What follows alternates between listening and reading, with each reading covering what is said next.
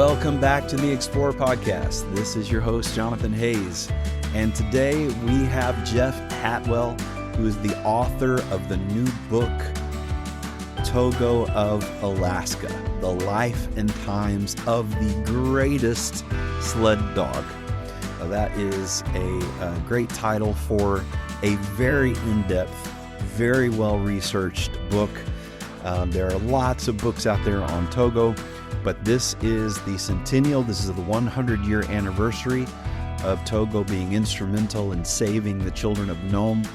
And to celebrate this centennial, Jeff Hatwell from Australia has spent the last several years researching, doing a deep dive, and coming up with many aspects of this story that even those of us who've spent a lot of time reading and studying on Togo did not know. So if you've seen the movie, if you've been a big fan of sled dog history, and you've heard of Togo, you've heard of Balto, and you want a deep dive into their story, this podcast is for you. And not only that, but his book, again, on Amazon, Togo of Alaska, The Life and Times of the Greatest Sled Dog Ever.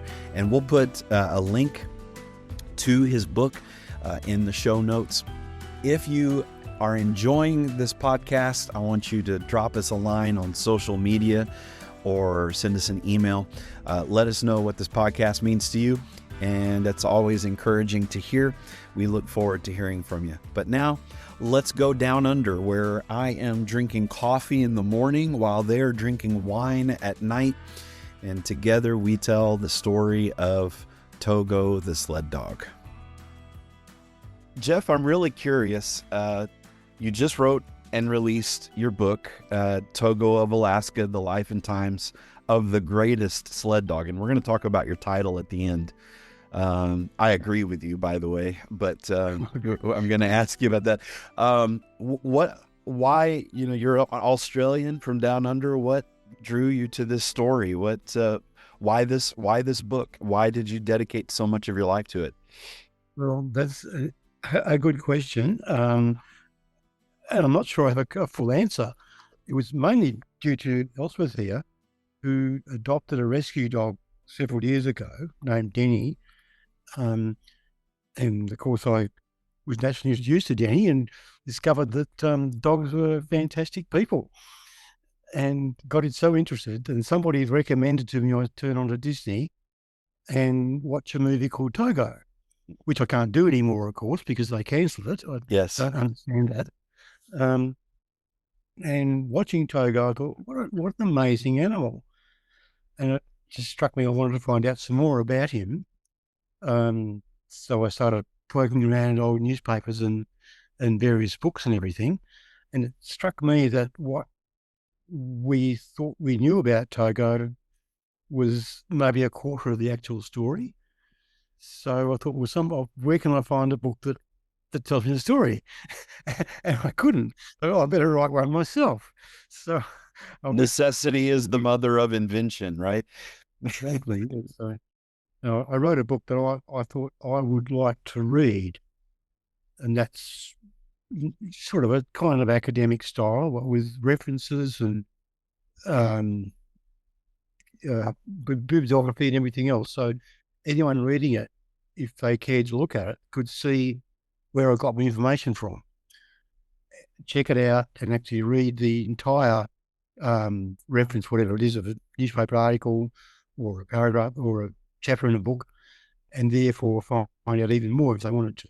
And hopefully find out if I got anything wrong and correct it, which is what happens in history. It's what's supposed to happen.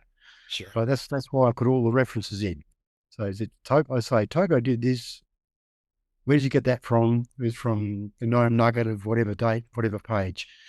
Look at that and see if am I right or am I wrong? What does it really mean is? So I think most of the time I got it right. I want to congratulate you on the reenactment, which was, I believe there's a documentary prepared. There is a documentary being prepared by a Canadian filmmaker. And I just 3 days ago, finished the first draft of the book on the documentary, Right. on the expedition, Mm. and I am now going through and polishing up, as you just pointed out, polishing up my historical references and making sure that the stories of the original 20 mushers in the Serum Run and their dogs get told to the best of our ability. As you probably know, many of those mushers, there's not a whole lot known about them, but Yeah. I want to, especially the 17 native mushers of the Serum Run, I want to make sure that we give them as much credit as we can from 100 years removed. So since Disney's already made a movie, someone should use your book to make a TV series. So Oh, that would be wonderful. so Pretty cool. Amazon, The Adventures of Togo. Yeah. Amazon or Netflix, if you're listening, we've got I we've certainly hope so. we've got And, we've got a great TV idea for you.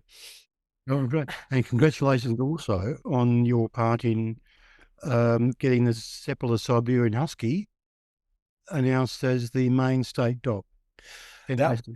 that Well, was that was really exciting, and it was kind of a nice capstone to the expedition. I actually appeared before the Maine state legislature before I even got back from the expedition via Zoom, like we're doing now, and then appeared before the state legislature in person when I got back with some of my Seppalas. So that was really cool, and to see that as kind of a finish line for the expedition. And to that point, that's kind of why you pushed so hard to get this book out this year, right? Because of the centennial. exactly.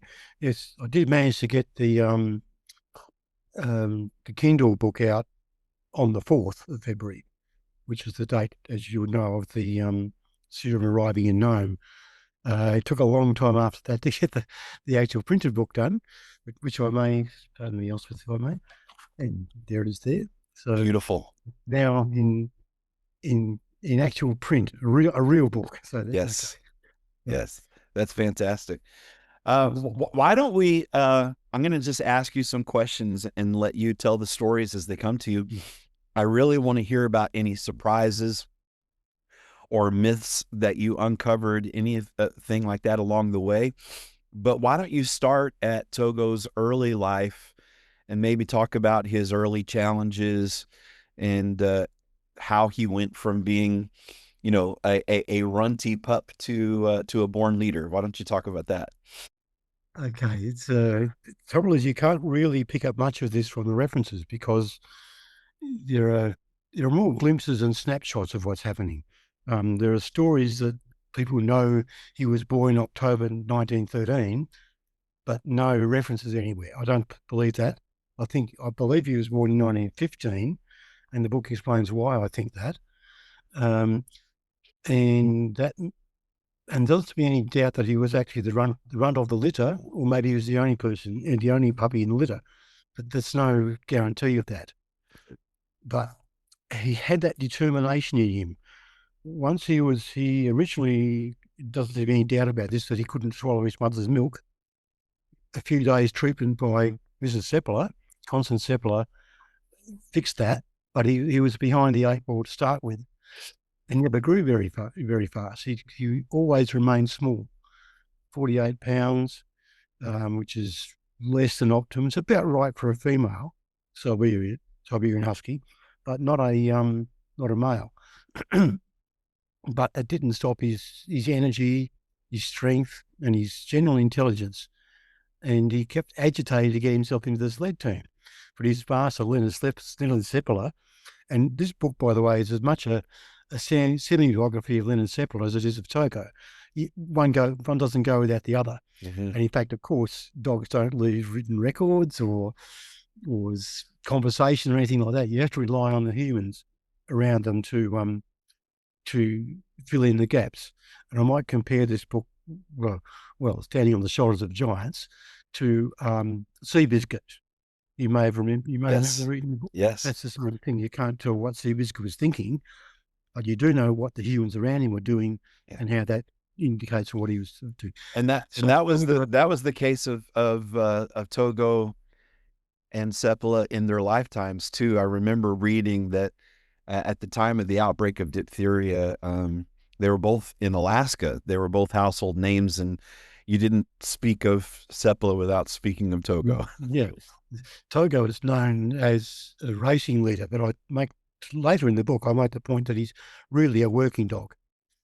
The racing was a sideline. But getting back to his youth, he was determined to get into that team.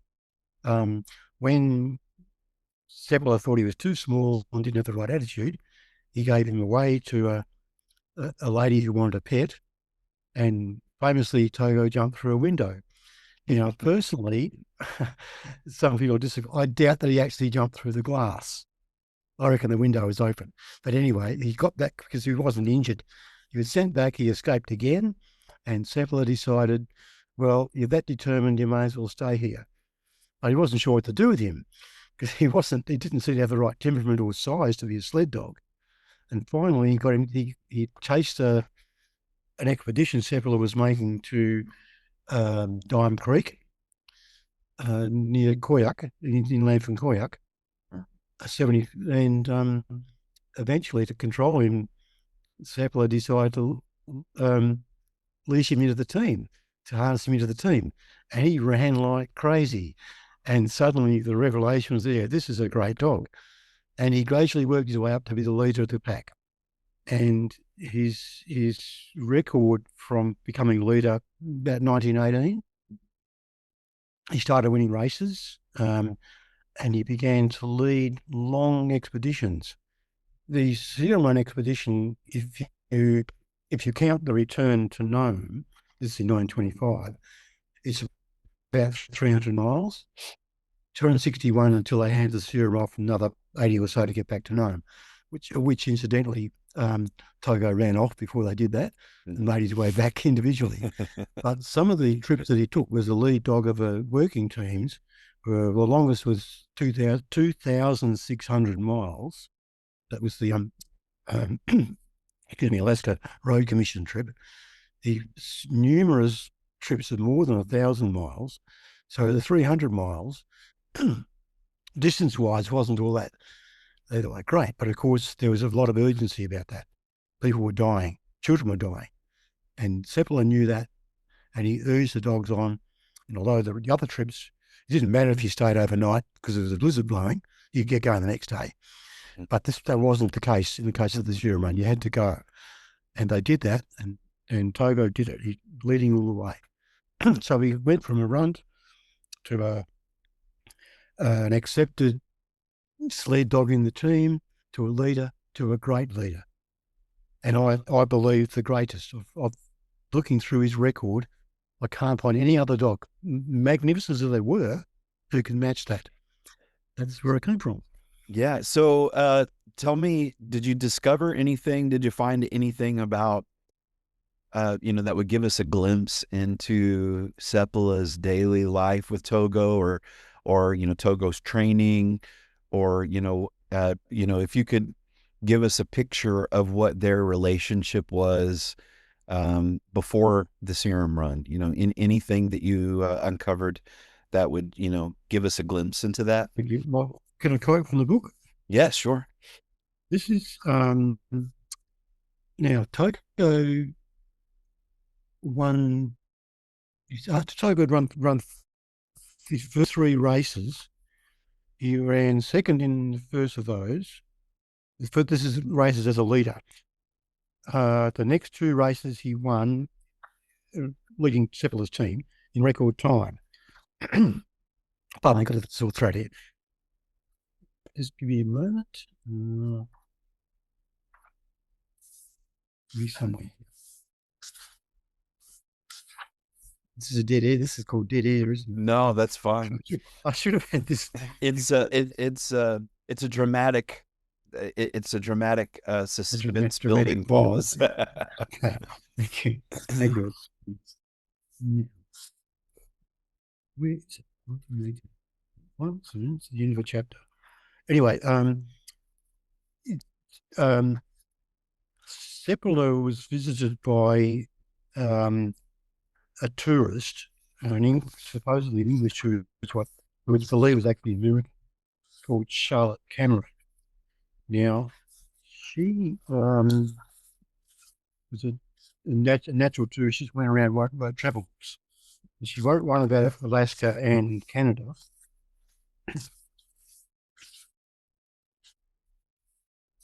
Okay, here she visited Seppala at the kennel at Little Creek outside Nome and checked the place out, looked at all the dogs and everything, and finally she was taken back to Nome, a few miles, 7 miles, so I think it is, in the in what was that? Now I should say that in the summer the dogs include Togo as the leader, called a thing called a pupmobile, which is like a flat car or a sidecar rather on the old railway line, and they were following the track of the Miocene ditch, which brought water supplies to the gold mining, and they just ran along this railway line.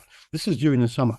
This Cameron visited, so they hook up the dogs to the car, the rail car, and Seppala drives Mrs. Cameron back into Nome to pick up her boat to go back to civilization, so to speak.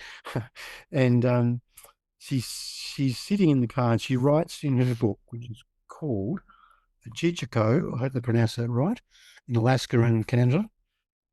Now, Seppala's driving and he's talking to Charlotte.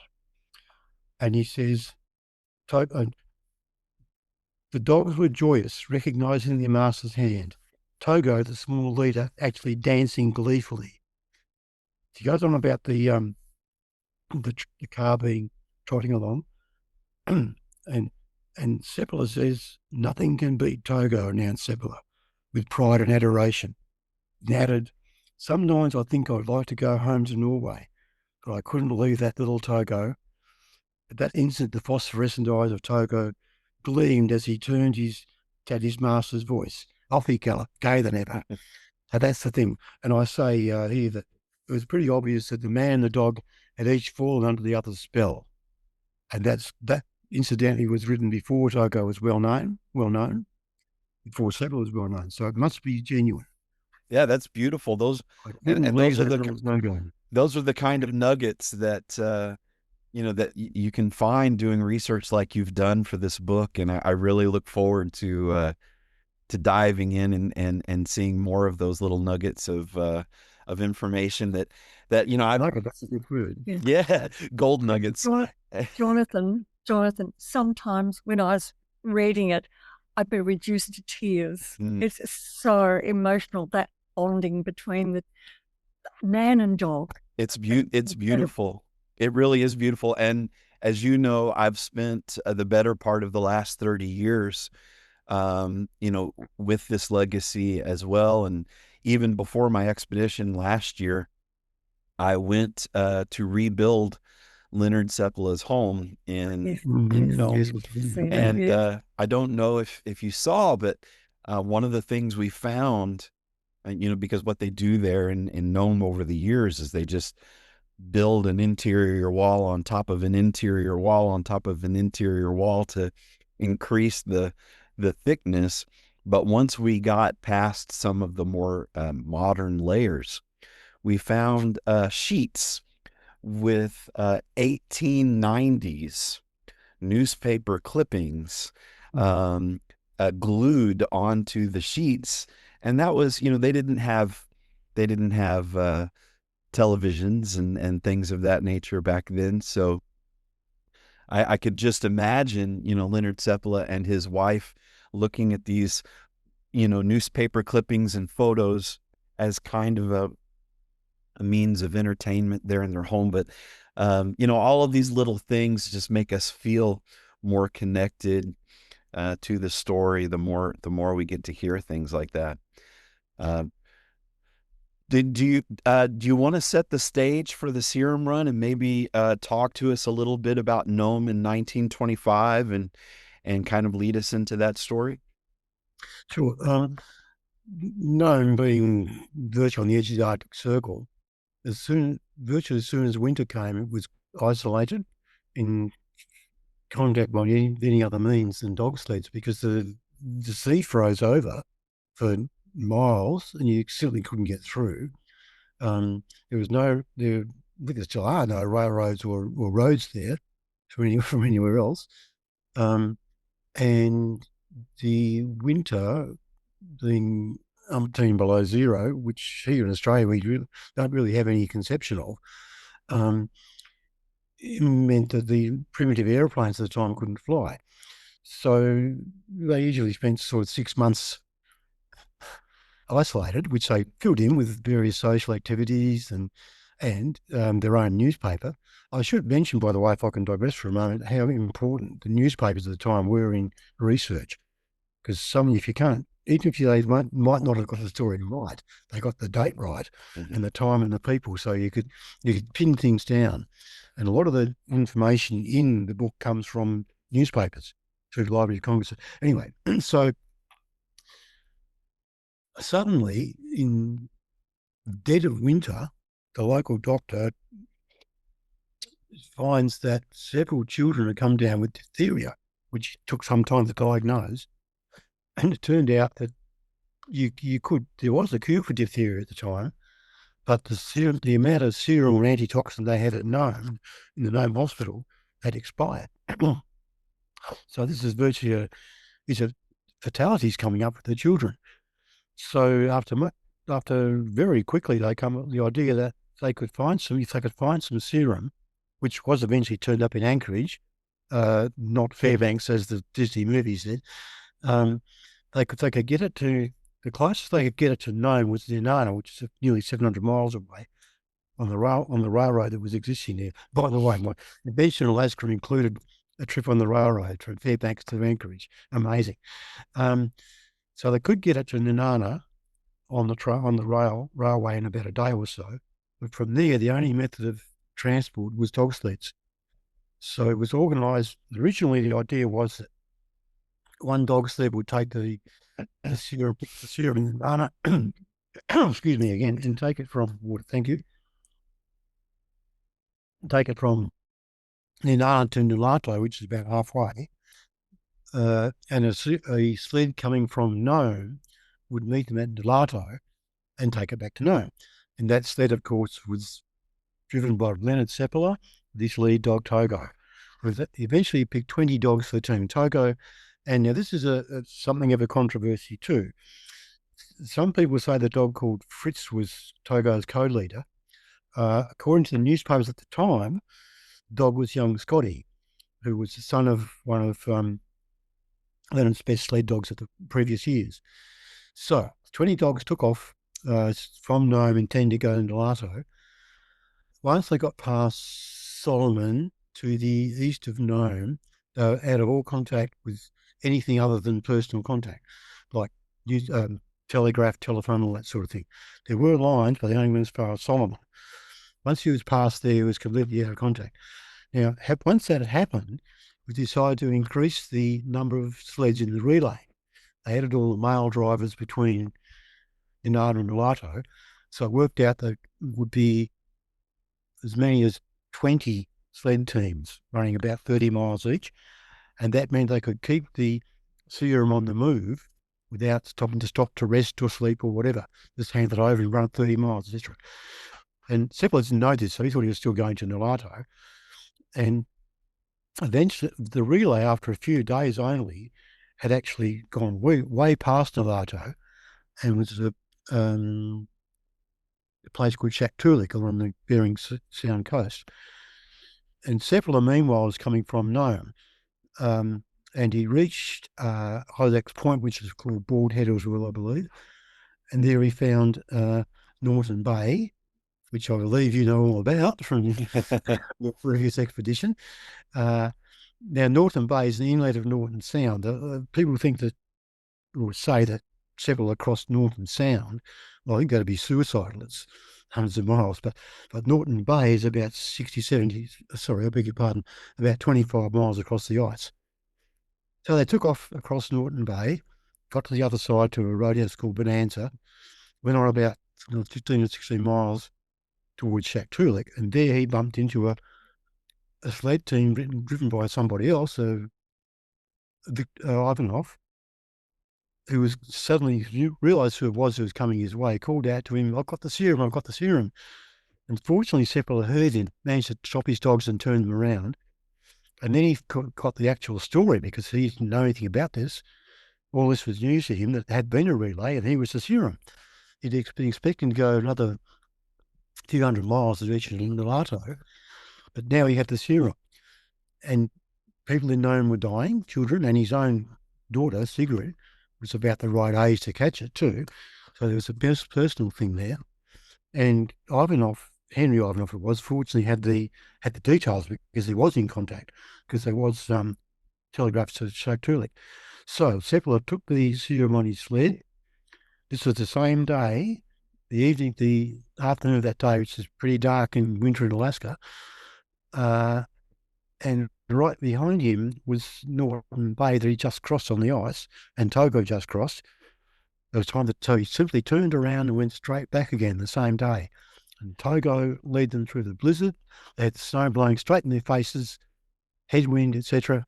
They finally got to the other side again. So that's twice they got across the same bay. Now, I want to ask you, in your research, did it show definitively that he crossed Norton Bay from Koyuk? Did he start his crossing at Koyuk, and when he turned around from Shaktoolik to go back, did he cross? Because, like you said, that is about, I can't remember exactly, it's about 25 miles.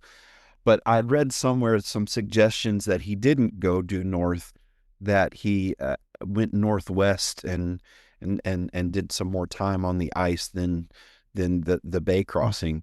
Well, do you have anything in your research that addresses that at all? I think Seppala's interviews in newspapers, which would have been with reporters in Nome, a few days afterwards, because as I'll explain, they stopped it for a while. He makes it fairly clear he did the same thing both ways, just reverse course basically. There's also another 17 miles across the land before you get to and he was coming from Isaac's Point, Broad Head, which is somewhat to the west of Koyuk. So it's virtually at the point of the bay. I'll look at my maps, I suppose. The book, by the way, is full of maps, so you'll be able to find what I'm talking about. I believe it was double crossing on the same route, but basically the same route. But you had to and from Isaac's Point, which is west of Koyuk, right? Yeah. Well, the reason why I'm asking is because when I crossed, that would not have been possible, because when I crossed, there was open water all to the west of me. So, that just kind of puts into perspective, just how dangerous this crossing was, because I had to go straight to Koyuk across the bay. There would have been no way for me to have taken a northwesterly trajectory like he did. I think things with the ice were a little different 100 years ago. That's probably what it is. Mm-hmm.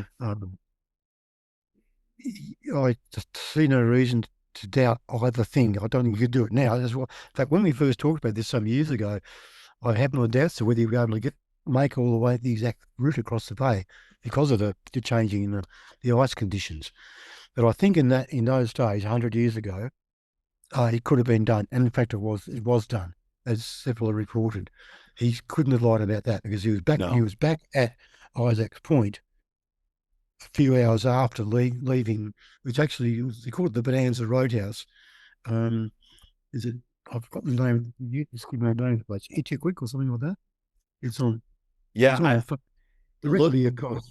Looking at the of course, having traveled it by dog sled, I can say that if the ice had been there, I definitely would have done what Seppala did, because it would have saved a lot of time. And to your point, there was that roadhouse there, so it would have just made sense to have gone in that direction that Seppala went in. Ungallik I was groping for. The town is actually called Ungallik, but the roadhouse was the Bonanza at Isaac's Point. And in fact, the early maps, the USGS maps that I looked at, actually marked the winter trail on them. So the earlier the map you get, the more it's marked. If you can get a map from the 1930s, I think, from USGS of that area, you can see the winter trail marked more or less directly from Ungaldic to Isaac's Point Broad Head. And it's pretty much southeast to northwest directly. Yes, sir. Yeah. So it could have been done there. So, and it was done the same day. So, Togo led through the blizzard and the gloom. Did you find anything in your research of that, now historic and heroic run that you didn't know before? Maybe that hasn't been told. Okay, not necessarily to do with Togo himself, but as you remember, it's called the Life and Times. So I went outside the Togo a little bit, and I found references to the second serum run, which is about as dramatic. It was a couple of weeks later, the second lot of serum, because they did it barely enough on the first run to treat the existing patients. So they were worried that there would be more cases and they needed more serum. So that was that was similar to the first serum run, same relay thing to, in this case, to Isaac's Point. And from that point, the serum was taken by a guy called Ed Roan with his dog team. He was the one, I'm jumping ahead a little bit here, he had been left out of the first serum run because Gunnar-Kaysen and Bolto bypassed him. That gets commented on too. So Ed Roan went, altogether he travelled 170 miles known to Isaac's Point and back again. And Ed Roan's lead dog was a guy called Sled, who was blind. Well, he was nearly blind. Ed Roan said he couldn't see 10 feet in front of him, and he was the lead dog. And because he could follow this trail by scent. I don't know if you know this or not, but Druid was my lead dog for my. It's actually 750 miles because of the route we took, which included White Mountain, which included Koyuk, which they didn't in the original running. But my lead dog, Druid, only has one eye. So, really? Comparison. Yeah. So that was a remarkable story. I had to read it twice before I found it in the newspaper. Because Ed Roan gave interviews too. He'd been the one who'd left out and the one who got no glory, as he saw it. But he did a terrific job, and so did Lad the dog, and it was quite remarkable. And of course, whenever the blizzard blew up with Ed Roan's team, everybody was blinded and inconvenienced, but Lad wasn't, because it didn't make any difference to him. He just kept following the trail. All sorts of little stories like that. That's great. Come across it, You said don't get any publicity, like Smokey, who actually beat Togo in a race at one stage. That was Togo's first race, so you can excuse him for that. Then Togo beat Smokey in the next time they clashed. Dogs like Baldy, who was preceded Togo, Suggan, who was believed to be Togo's father or may have been his uncle. That's the trouble. You could different stories come out, and you need to choose. If you can't choose between them, I've probably prevaricated a little bit. It could be this or it could be that. But Suggan, Rusky, who I believe was the leader in the Bobby Brown rescue of the chap who was mangled by a sawmill. There's a poem that gives Togo the credit, but as I said, Togo didn't write it. I think Togo was in the team, but nowhere can you find a list of all the dogs in the team. There's only one that exists as far as I know. And was it 20 or 22 dogs that Seppala left Nome with? And I know his plan was to drop them off along the way so that he had fresh dogs on the return. Yeah. But it was over 20, wasn't it? No, I believe it was in fact 20. From what getting going by newspaper reports. But when he gave his interview after the serum run, he was talking about the last stage of it. He talks about 18 dogs. So it sounds to me like he'd already dropped off 2 somewhere along the way. But so the 18 dogs were those who went across both ways across Norton Bay, rather. Seems that, from what I can gather, and this comes from Kenneth Bungerman's book, that when they started from Nome, Togo was running loose lead. Like, I believe the weather was good enough that he could do that. I don't think it'd be possible to do loose lead in the middle of a blizzard. You couldn't see him, but that's apparently what happened in the early stages of the run. And that's a terrifically trusting thing to do with the dog. Just let him go on his own and he'll lead the team. But and Togo, I believe, kept racing after the Serum run. He's supposed to have been so banged up after that, but he may have been a bit sore. But he was able to run off at top speed when they're making their way back, and disappeared into the forest somewhere. Doesn't sound like he was particularly badly injured. Right.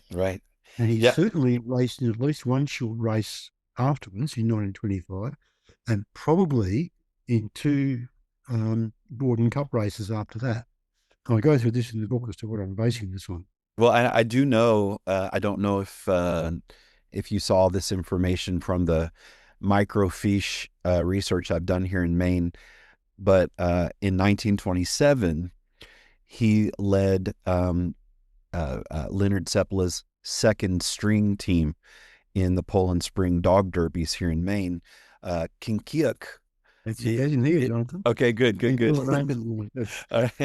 I'm glad you saw that. So yeah, he even and you know the crazy thing about him running in that 1927 race, not only was his age, but it was also the fact that they had been on display. They had been traveling by rail car across the lower 48, just as, museum pieces pretty much, and then, you pull them out, dust them off and put them in a race and, and they still mop the floor with everyone.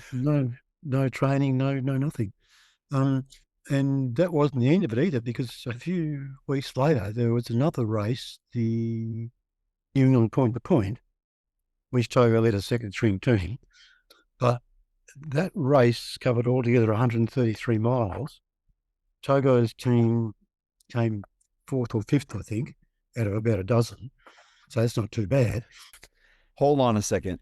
You're telling me that not only was, and there's some discrepancy here, but about 12 years old, and not only has he, maybe 14 years old, not only has he been on display and not in training all this year, and he comes to Poland Spring, runs the Poland Spring Dog Derby, but you're saying after that, just a couple weeks later, he runs a 133-mile dog sled race? Indeed, exactly. Tell us about that. New England Point to Point. Leonard Seppala was obviously highly interested in the races in New England and Canada, wanted to make some money, and also to run. By this time, he'd already begun setting up his Seppala kennels at Poland Spring, with Togo as the principal and 8 or 9 other dogs as well. So Togo wasn't on his own. Anyway, but he wanted to run in this next race, which is pretty prestigious. There people like, particularly Emile St. Goddard, were running in it, the Canadian champion. And the race was over a triangular course. Let me see. Wolfboro, Ashland, North Conway. This is New Hampshire. And back to Wolfboro. And there were 3 legs. 32.5 miles, 52.5 miles, and 44.5 miles, adding up to 133.5 miles. Togo was the lead, and these were 7-dog teams, by the way, no more than 7 dogs. That was the limit. You couldn't have any more, and the Siberians are about half the size of the Malamutes, but never mind. And Togo was the leader of the team driven by Theodore Kingiak. I'm not sure how to pronounce that, Kingiak. Yes. The Eskimo assistant to Seppala. And the total of 133.5 miles was run over 3 days, starting when? first day. Never mind, that doesn't actually matter. It's in Yeah, no, that's brilliant. 27 anyway. And that total, 133. The longest race Togo had led in, I believe he ran the 1917 Alaska Sweepstakes, which is 408 miles. But I don't believe he was leading the team. He may have been for a short time. That's a bit early for him. But the previous longest, the first leg of this New England handicap, New England point to point, was 36.5 miles. Up to then, the longest race he had run as a leader was 32 miles, which was the Solomon Burton handicap. So even that one day was the longest race he'd led. But the other day it added up to 133.5 miles over 3 months. So we for our listeners who've just watched the Disney movie, we've gotten ahead of ourselves because they're sitting here listening to us talk about this and they're thinking, wait a minute, after Togo saved the children of Nome, he retired there in Nome and lived happily ever after, right? But that's not what happened, is it? No, it's artistic license. I mean, look, I should say it's a fantastic movie. And if it wasn't for the movie, I'd never have written this book. I'd never been interested in Togo. Some of the historical details aren't right. Well, that's too bad. The spirit's right. But no, Togo had a longer career after that. This was actually the last race that not quite the last race he ran. It's the last serious race that he ran. Against younger, stronger dogs. Obviously, the second string team would have not been the fastest dog. And Seppler, by the way, won the whole race with his first string team. It was probably led by Bilkin. No, he was led by Fritz. Fritz, okay, great. Because Bilkin was leading his team in the Poland Spring Derby, I think. Yeah, that's right. But he was injured there, and he didn't run in this race. He ran the next race that they ran was in Canada, the Quebec Eastern International, it was called. And actually, Togo went along with the teams on that trip. There's only one team, but it turned out he was, after the New England race, he was a little bit too stiff to run, so he sat that out, and Fritz led that. Well, let me back you up a little bit and ask you this. We'll back up to the end of the Serum run, but before he came down to the lower 48 and ended up settling here in Maine for a while. Seppler we're talking about. Togo spent the rest of his life here, but as you know, and probably a lot of our listeners know, all of the accolades and a lot of Togo's accolades went to Balto. And, at least originally, as the news often does, they get the story wrong and their retractions never get as much press as their initial headlines. So maybe you want to, maybe you discovered something or want to share something that you found noteworthy about Leonard Seppler's feelings concerning Balto getting the praise and Togo not getting his due credit. Well, Leonard was obviously highly distressed by this. I deplore that he in his writings he tends to talk as though it's Balto's fault. It wasn't Balto's fault. Balto never wrote a new news story in his life. He just did as he was told by his master. He did it very well, and he performed as much as you could expect him to do. It was just, and there was one. I don't believe that Balto was the sole leader. I do believe he was one of the leaders. I believe he's joint leader with Fox, and I believe that Gunnar and Nishmasha regarded him as the principal leader on that trip. Mainly because it wasn't as if the publicity arose like weeks later, written by some outsider who couldn't have got to know him anyway to interview him, because that's the whole point. You couldn't get to know him except by dog sled. Reports by local journalists at the time, like the day after, were identifying Bolto. So somewhere he must have been something to do with the lead. I don't think Seppel ever accepted that because, of course, Togo was sidelined. And that is certainly not fair. And I think it had something to do with Togo running off before on the way home. So he wasn't actually there when Seppel drove in, although Seppel said he was. I think a lot of this literary license, I think, by Leonard, ununderstandable. But if Togo had been actually with the team when they came back to Nome, instead of trailing in about a week later, I think he would have got more publicity at the time. But Bolto did a great job. He probably shouldn't have had to, because I think Clayson could have stopped it at point safety and changed over. What are your feelings about that? Do you feel like, because obviously there's a lot of controversy, that last slot was reserved for a native musher who was quite an exceptional dog driver, and Kaysen passed him, he says, because he wanted to save time and get the serum to Nome as quickly as possible. But many people believe that it was to steal some of the limelight and for himself. What do you think after diving into this as much as you have? Well, I think good on Kaysen after he got in. I don't think, I know he did, because it's reported in the local newspapers. He first said everything was dark. He didn't want to waste time waking him up, but everybody had to wake up anyway. And he couldn't have waited. If he decided to use the time to warm the serum, then Dr. Rods wouldn't have had to thaw it out for 5 hours before he started applying it. And where just because the trail is fresh on my mind, where was Kaysen supposed to have made the relay? Port safety. Port safety. Okay, 20 so miles. about 20 miles out. Yeah. Yeah. He said at first that was the reason. He didn't want to waste time. They may as well keep going. The dogs were going quite well. Fair enough. They made the trip all right. And must have they were Siberians.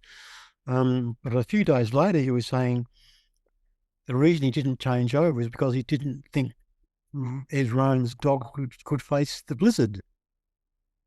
But he also said there wasn't any blizzard. So I don't really know what to think, and I don't want to sit in judgment, but I tend to think it's a little dodgy. The story's a little dodgy. It is even more so dodgy if he said there was no blizzard, and then he's also groping around in the snow, unable to see to find the box that he had dropped. Well, that again is a story that came out sometime later. Again, what he did say was that while he was driving, the sled was blown over several times and he had to get it all set up again.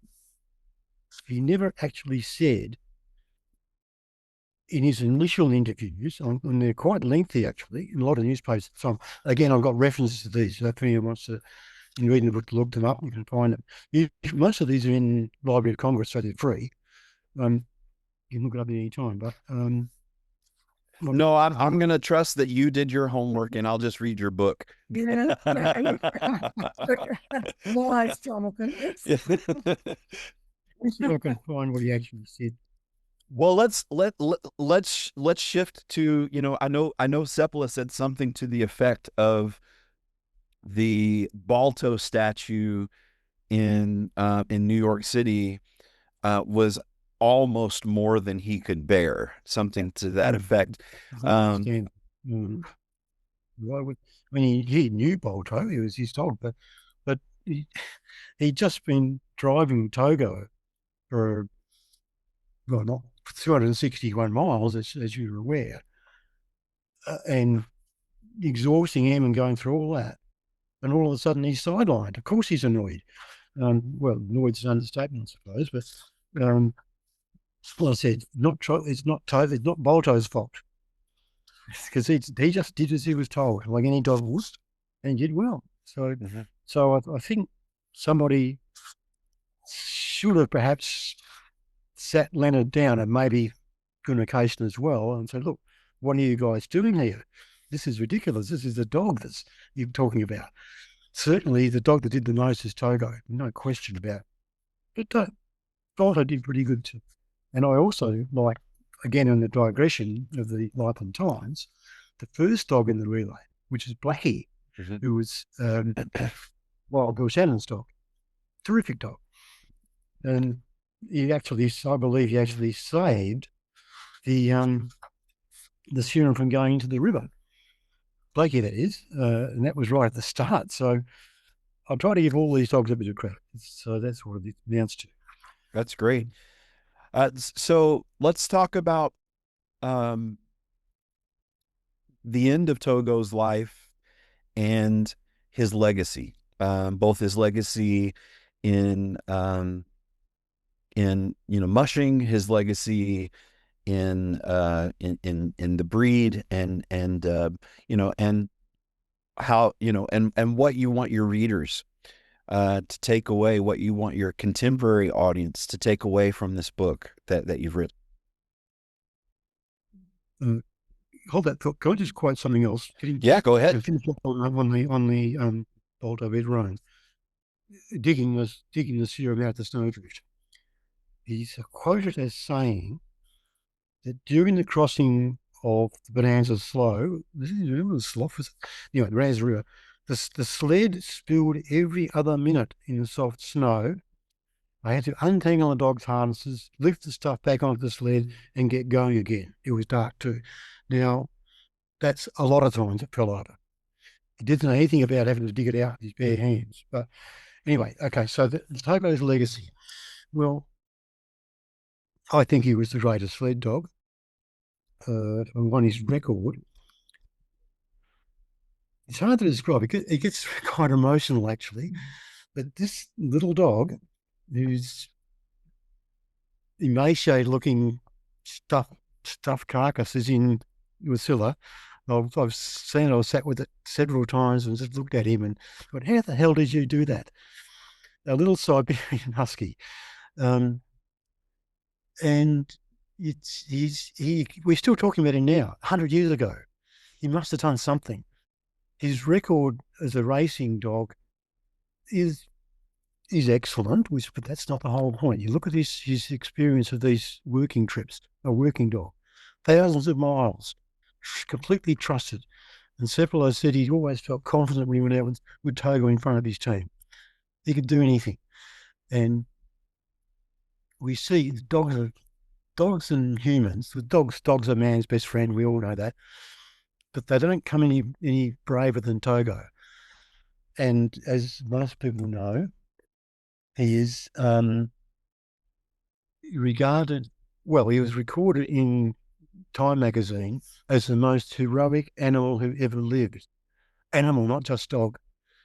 And I can't see any reason to argue with that. And right. Time magazine was only talking about the serum run. The things he did elsewhere were quite remarkable. He could do anything, and the thing is, he loved it. That's what he was born to do. He did it. He was so loyal to his master. He had his own mind, like Siberians do, as you would know. There are actually Siberians in Western Australia, you know. I know several of them, so they're not purely Alaskan dogs. It's hard to describe. I hadn't realised how fantastic he was until I finished writing the book, and I started summarising what he'd done. And so you're saying Disney didn't over dramatize his life. You're saying that after you did all of this research, that you found him even more amazing than the movie get made. Exactly. Well put, Jonathan. I wish I'd said that. Yes. Look, and including the Time magazine thing, the serum run, unbelievable. But you look at his whole record. The point I make, I think, is that he'd already done most of what you would want to be if you were a sled dog before the serum run even happened. So he was already the most outstanding sled dog leader that Seppo had ever had. And then along comes the serum run, and he does all these heroics. It's on top of things. So the icing on the cake, I don't know. It's what he's best known for, but it's not all he did. Right. So on that note, and I'm going to give you a moment to think about this because I want your best answer. You're talking about, it's the most heroic thing he did, the most noteworthy thing that he did, but he did a lot of other things. What is one of your favorite lesser known Togo stories that you share in your book that maybe you can briefly share with us here? Okay, I think his longest trip was his best. That was the trip from Nome down the Iditarod Trail to Anchorage, then back up to Nanana, and then from there back to Nome. In fact, I make the point that Togo actually did run the Iditarod Trail. And I think it's an exaggeration to say the Iditarod Trail is based on the Surin run. In fact, the Iditarod Committee themselves says so. But Togo did run the Iditarod Trail.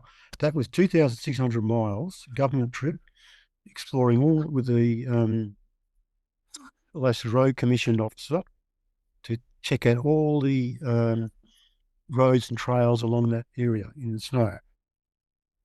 He did it on a single lead, 15 dogs, and no problem. In fact, the cover picture, if I can show this again, that's him in that expedition.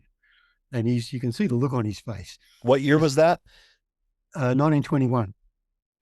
And that's 4 years before the Surin run. He's probably his 30 years a lead dog.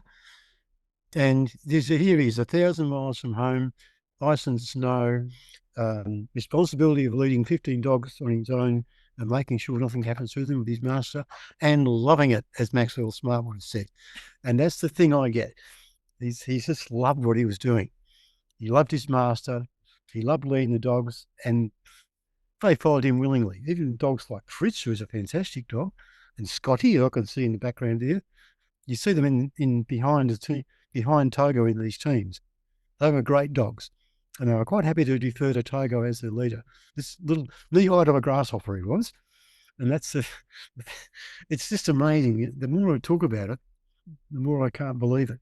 But it's true. Everything's true in this book. So, and hopefully, since you've just described the photo on the cover of your book, hopefully, if you can, maybe you can share that photo with me later, and we'll use it for this podcast so people can look at the photo as you described it. What would you want your modern readers, when they read your book, what would you want them to take away from this story about this exceptional dog? That